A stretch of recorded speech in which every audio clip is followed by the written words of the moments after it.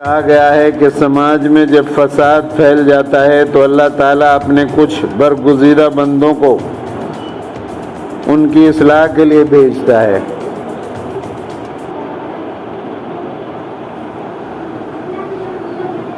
وہ برگزیدہ بندے انسانوں کو اللہ تعالیٰ کی نافرمانی سے، معصیت سے ڈراتے ہیں، اور جو لوگ سماج میں بدامنی پھیلانے کی کوشش کرتے ہیں، انسانوں کو آپس میں ایک دوسرے سے لڑانے کی کوشش کرتے ہیں، انہیں متنبع کرتے ہیں، تو سماج کے یہ شر پسند لوگ برگزیدہ بندوں کو دھمکی دیتے ہیں، ان کو ڈراتے ہیں اور خوف زدہ کرتے ہیں۔ ان سے کہتے ہیں کہ تم کو ابھی ہماری طاقت کا اندازہ نہیں ہے، ہم اقتدار میں ہیں، تم کو ہماری بات سننی ہے اور ہمارا حکم ماننا ہے۔ وہ دھمکی کے انداز میں کہتے ہیں کہ تم جو یہ باتیں کہہ رہے ہو ان سے ہمیں اتفاق نہیں، یہ ہمارا کلچر، ہمارے باپ دادا کی روایات اور ہماری قوم سے مطابقت نہیں رکھتی، یہ زمین ہماری ہے، یہاں ہم کو پاور حاصل ہے، تم کو اگر یہاں رہنا ہے تو ہماری بات ماننی ہے، ورنہ پھر تم یہاں ٹک نہیں پاؤ گے، ہم تمہیں یہاں سے نکال باہر کریں گے۔ یہ دھمکی ہر زمانے میں دی جاتی رہی ہے۔ کچھ عرصہ پہلے یہاں مسلمانوں کو CAA اور NRC وغیرہ کے نام سے اس طرح کی دھمکی دی گئی تھی۔ قرآن کریم کہتا ہے کہ غرور اور طاقت کے نشے میں چور لوگوں کا ہمیشہ یہ شیوا رہا ہے، ہر زمانے میں وہ نیک لوگوں کو اسی طرح کی دھمکی دیتے رہتے ہیں، لیکن اللہ تعالیٰ نے اس موقع پر بھی اپنے پیغمبروں کو اور ان پر ایمان لانے والوں کو ان کو تسلی دی تھی کہ یہ چاہے جتنا کر و فر دکھائیں تم کو نقصان نہیں پہنچا سکتے۔ اللہ تعالیٰ کا یہ طے شدہ فیصلہ ہے۔ جو دنیا میں ظلم کرے گا وہ ہلاک ہو کر رہے گا۔ ظلم چاہے جتنا سخت ہو، چاہے جتنا زیادہ ہو، لیکن دیر پا نہیں رہ سکتا۔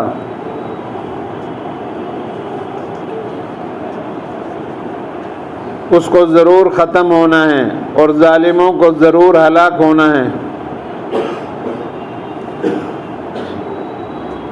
قرآن نے یہ بات بہت دو ٹوک انداز میں کہی ہے۔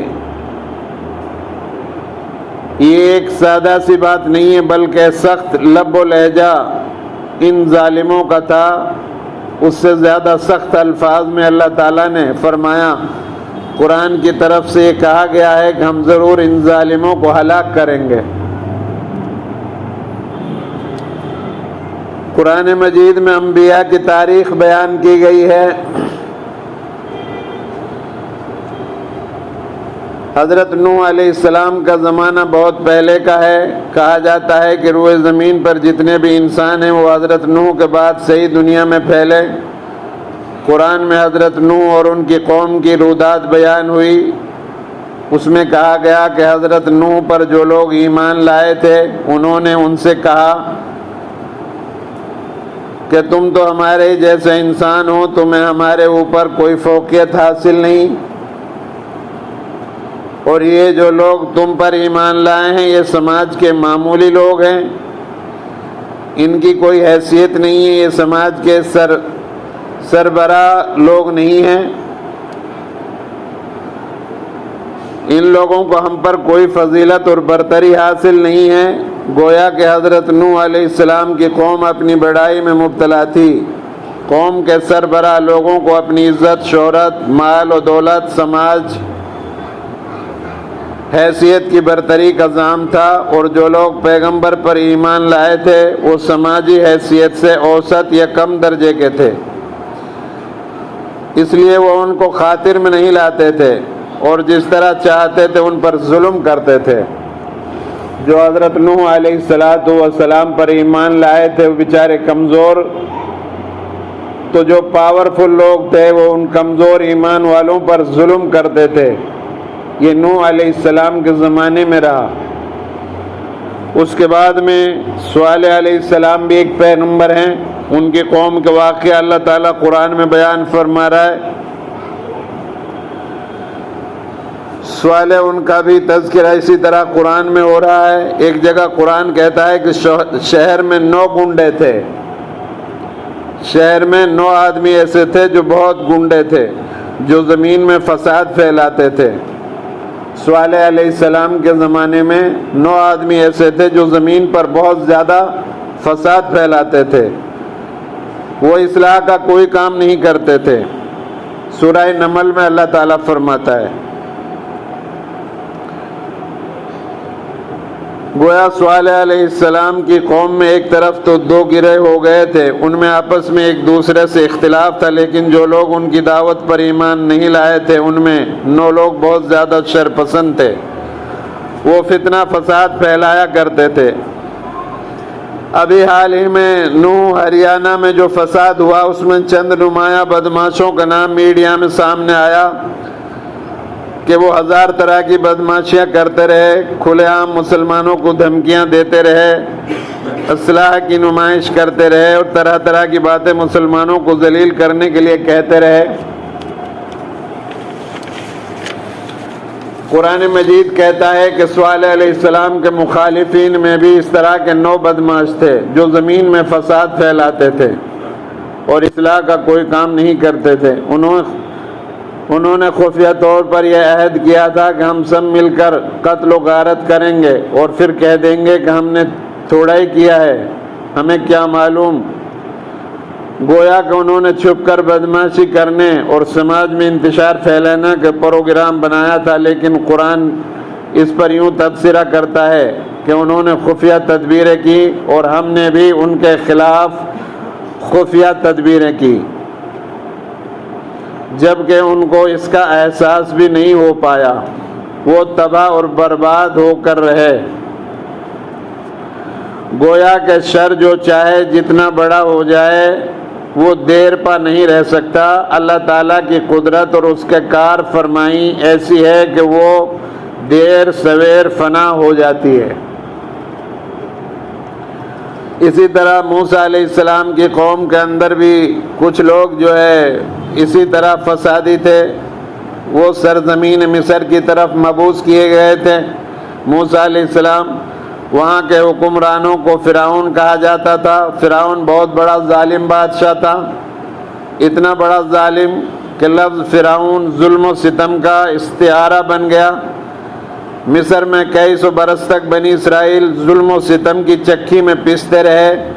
فرعون کھلے عام کہتا تھا کہ ہم ان کے لڑکوں کو قتل کر دیں گے اور ان کی عورتوں کو زندہ رکھیں گے، ہم ان کے اوپر طاقتور اور غالب ہیں۔ سورہ اعراف میں اللہ تبارک و تعالیٰ اس طرح سے بیان فرما رہے ہیں کہ فرعون اس طرح سے کہا کرتا تھا، ان کے لڑکوں کو ہم قتل کریں گے، ان کی عورتوں کو خدمت کے لیے باقی رکھیں گے، ہم ان پر طاقتور ہیں اور ان پر غالب ہیں، یہ کم ہیں۔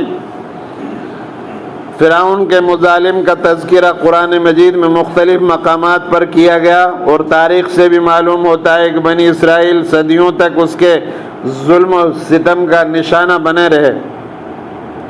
اسی طرح حضرت شعیب علیہ السلام کی قوم، انہوں نے اپنی قوم کو سمجھایا بجھایا اور وہ جن برائیوں میں مبتلا تھے ان سے روکنے کی کوشش کی، لیکن وہ نہیں مانے۔ یہ لوگ تکبر میں مبتلا تھے، اپنے آپ کو بڑا سمجھتے تھے۔ انہوں نے حضرت شعیب کو مخاطب کر کے کہا، ہم تمہیں اور جو لوگ تم پر ایمان لائے ان کو بستی سے نکال کر رہیں گے، ورنہ تمہاری عافیت اسی میں ہے کہ تم ہماری بات مان لو اور جو کچھ ہم کہتے ہیں اس کو تسلیم کر لو۔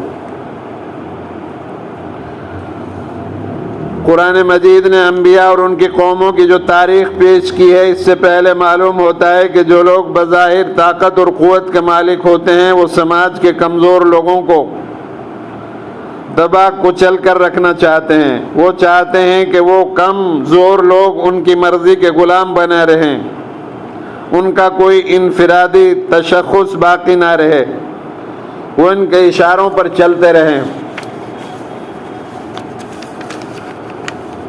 جو ہم اپنی آنکھوں سے اس وقت صورتحال دیکھ رہے ہیں وہ ٹھیک ماضی کا تسلسل ہے۔ انسانوں میں کچھ فاسد ذہنیت والے ہر زمانے میں رہے ہیں، یہ لوگ آج کل بھی پائے جاتے ہیں اور اپنے نفسیات کے زیر اثر ملک میں ایسا ماحول قائم رکھنا چاہتے ہیں کہ صرف ان کی چلے، انہی کو غلبہ اور اقتدار حاصل رہے اور دوسرے لوگ ان کے ماتحت بن کر رہیں۔ ان لوگوں کا مقصد یہ ہے کہ مسلمانوں کو خوف زدہ کر کے رکھا جائے۔ لینچنگ کے واقعات ملک میں ایک دو جگہ پر پیش آتے ہیں، لیکن یہ شر پسند لوگ ان کی ویڈیو بنا لیتے ہیں، پورے ملک میں وہ ویڈیو پھیلائی جاتی ہے۔ لوگ دیکھتے ہیں کس طرح انسانیت سے عاری ہو کر، زور حیوانیت سے مغلوب ہو کر یہ کام انجام دیا گیا ہے۔ اس سے ان کا مقصد صرف یہ ہوتا ہے کہ وہ ملک کی ایک بہت بڑی آبادی کو اور خاص طور سے مسلمانوں کو خوف کی نفسانیات میں جینے پر مجبور کیا جائے۔ وہ چاہتے ہیں کہ مسلمان یہاں دوسرے درجے کے شہری بن کر رہیں، ان کے اندر اکثریت کے رحم و کرم پر جینے کا احساس پیدا ہو جائے اور ہندو کو غالب کرنے کی ان کی جو پالیسی ہے اس پر آگے بڑھتے رہیں۔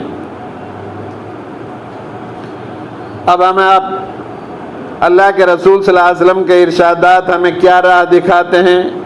سیرت نبوی میں سے ہم یہ جاننے کی کوشش کریں گے کہ اللہ کے رسول صلی اللہ علیہ وسلم کی بعثت کے بعد جب اس طرح حالات خراب ہوئے تھے تو آپ صلی اللہ علیہ وسلم نے مسلمانوں کو اس سے نکلنے کی کیا تدبیر اختیار کی تھی۔ سب سے پہلے اور اہم کام ہم باشعور شخص کو یہ کرنے کی کوشش کرنی چاہیے کہ وہ مسلمانوں کو مایوسی اور خوف کی کیفیت سے نکال کر کوئی قوم جس پر مایوسی طاری ہو جائے پھر وہ پنپ نہیں سکتی۔ اسی طرح اگر کسی قوم پر مایوسی طاری ہو جائے اور وہ خوف میں جیے تو پھر وہ عزت و آبرو، عظمت، تشخص کے ساتھ اور اپنے مذہب پر عمل نہیں کر پاتے۔ اس لیے پہلا کام ہمیں یہ کرنا چاہیے، مسلمانوں کو خوف اور نفسیات سے، مایوسی کی نفسیات سے نکلنے کی کوشش کریں۔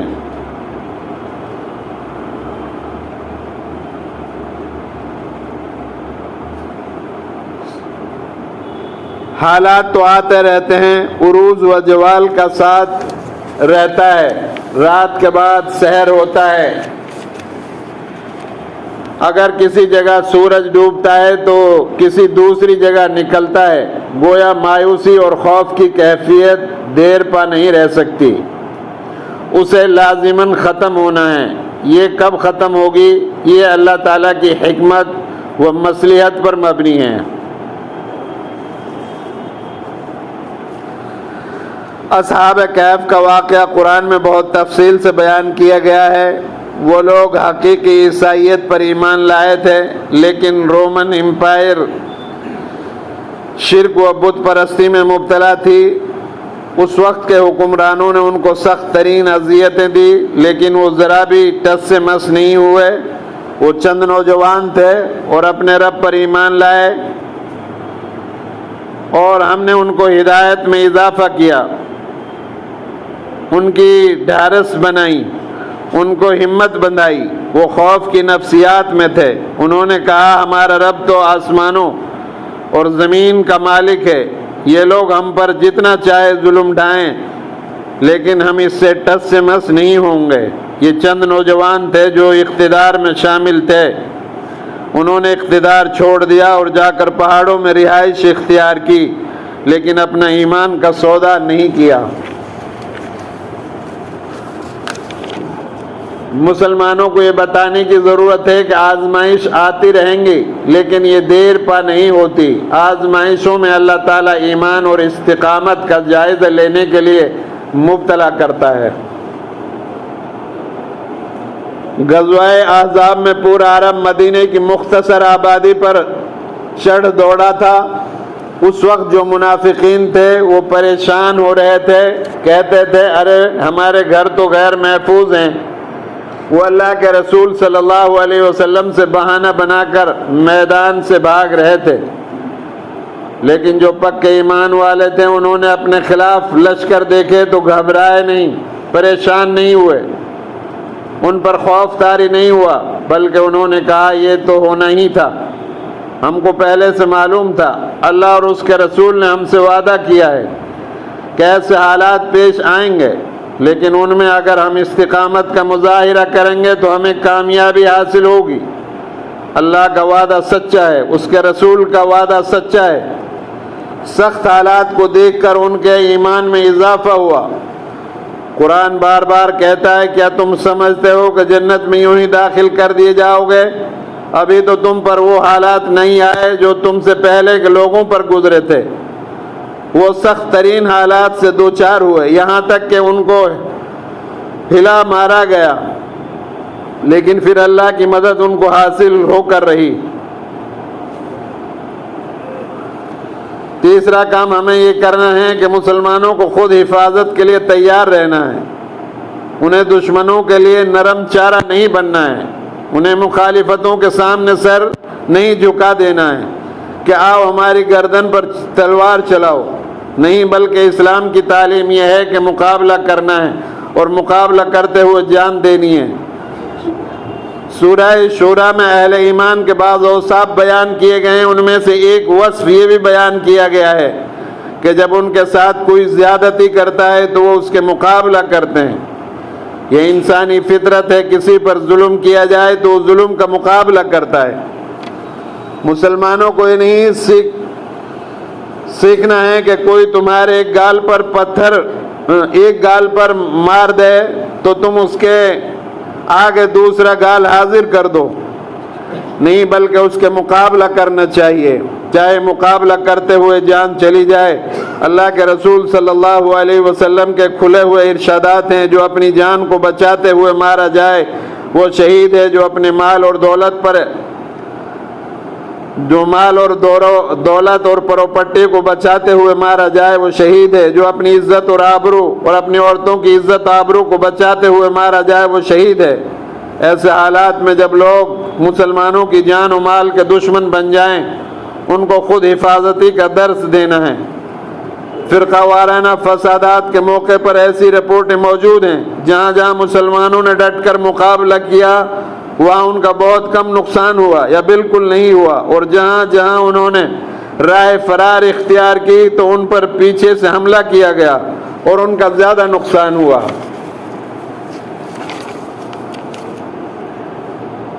اللہ کے رسول صلی اللہ علیہ وسلم کی سیرت سے اس کی بہت ساری مثالیں ملتی ہیں۔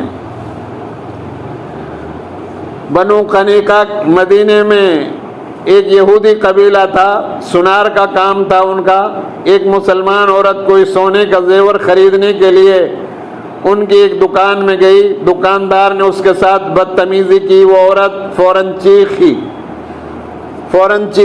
بچاؤ۔ ایک مسلمان ادھر سے گزر رہا تھا، وہ فوراً اس کو بچانے کے لیے پہنچ گیا، اس نے اس یہودی کو قتل کر دیا۔ کچھ یہودی اکٹھا ہو گئے، انہوں نے اس مسلمان کو قتل کر دیا۔ میرا کہنا یہ ہے کہ ہر مسلمان کی ذمہ داری ہے، ظلم کسی پر بھی ہو رہا ہو، چاہے وہ مسلمان ہو یا غیر مسلم، وہ اس کو ظلم سے بچانے کی کوشش کرے۔ اگر ظلم کسی مسلمان پر ہو رہا ہو تو اس کی ذمہ داری بڑھ جاتی ہے۔ اللہ کے رسول صلی اللہ علیہ وسلم کا ارشاد ہے، کوئی شخص اپنے بھائی کی مدد کرنے کے لیے آگے بڑھے تو اللہ تعالیٰ اس کی مدد کرتا ہے۔ مدد کی بہت سی صورتیں ہو سکتی ہیں۔ آج کل جن لوگوں پر ظالمانہ طریقے سے مقدمات قائم کیے گئے ہیں، جن کو جیلوں میں بند کر دیا گیا ہے، ان کو چھڑانے کی کارروائی کرنا، ان کے مقدمات کی پیروی کرنا، یہ بھی مدد کی ایک صورت ہے۔ جو مجرمین دندناتے پھر رہے ہیں ان کو قانون کے سکنجے میں کسنے کی کوشش کرنا بھی مدد کی ایک شکل ہے۔ جو لوگ حالات کو بگاڑنے کے لیے کوشش کر رہے ہیں، فساد پھیلا رہے ہیں، ان کو سرکوبی کرنا، اور جو لوگ ظلم کا شکار ہو رہے ہیں ان کی مدد کرنا ہر ذمہ دار شہری، خاص طور پر مسلمانوں کی ذمہ داری ہے۔ آخر میں یہ عرض کرنا چاہتا ہوں کہ بعض اشرار قسم کے لوگ یہ کوشش کر رہے ہیں کہ ملک میں فرقہ وارانہ منافرت پھیلے، لوگ ذاتوں، برادریوں، گروہوں میں بٹیں۔ یہ سارے کام اسی لیے انجام دے رہے ہیں، ایک کو دوسرے سے دور کرنا، منافرت پھیلانا ان کا مشن ہے۔ اس لیے ہم کو ایک طویل مدتی منصوبہ بندی یہ کرنی ہے کہ ملک میں امن و امان قائم ہو، بھائی چارہ عام ہو۔ کچھ لوگ اسلام کو بدنام کرنے کی کوشش کرتے ہیں، وہ کہتے ہیں کہ اسلام اپنے ماننے والوں کو حکم دیتا ہے کہ دوسرے مذہب کے ماننے والوں پر خوشگوار تعلقات مت قائم کرو، ان سے دوری بنائے رکھیں۔ یہ بات درست نہیں ہے۔ سورہ الممتحنہ میں اس تعلق سے کھلا ہوا ہدایت ہے کہ جن لوگوں نے تم سے جنگ نہیں کی، جن لوگوں نے تم کو گھر سے نہیں نکالا، اس چیز سے نہیں روکتا کہ تم ان کے ساتھ عدل اور انصاف کا رویہ اختیار کرو۔ اللہ تعالیٰ تم کو اس بات سے نہیں روکتا، ایسے لوگوں کے ساتھ عدل اور انصاف کا رویہ اختیار کرو، ان کے ساتھ اچھا برتاؤ کرو۔ اسلام مذہب کے اختلافات کے باوجود تمام انسانوں کے ساتھ سماجی تعلقات رکھنے، ان کی ضرورتیں پوری کرنے، اگر وہ غریب ہیں تو ان کا مالی تعاون کرنے، ان کے ساتھ اچھا سلوک کرنے کی تعلیم دیتا ہے۔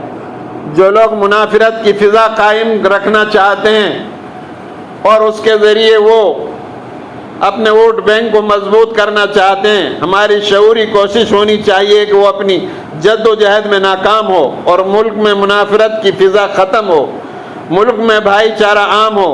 اس کے لیے مختلف گروہ تشکیل دیے جا سکتے ہیں، مختلف پروگرام کیے جا سکتے ہیں، چھوٹے چھوٹے علاقوں میں میٹنگیں کی جا سکتی ہیں۔ انشاءاللہ ان کے اثرات ہوں گے اور شر پسند لوگ اپنے منصوبوں میں ناکام ہوں گے۔ مسلمانوں کا منصب یہ ہے کہ اللہ کا پیغام دوسروں تک پہنچائیں۔ ان کا کام یہ نہیں کہ وہ خود کو بچانے کی فکر کریں، ان کی ذمہ داری ہے کہ اللہ تعالیٰ کا پیغام دوسرے انسانوں تک پہنچانے کی کوشش کریں۔ ضروری ہے کہ مسلمانوں کو اپنے مقصد کا شعور ہو، وہ اس مشن کو انجام دیں تو انشاءاللہ اس کے اثرات ظاہر ہوں گے اور ان کے خلاف جو ماحول بن رہا ہے اس میں کمی آئے گی، انشاءاللہ وہ ختم ہوگا۔ وآخر دعوانا ان الحمد للہ رب العالمین۔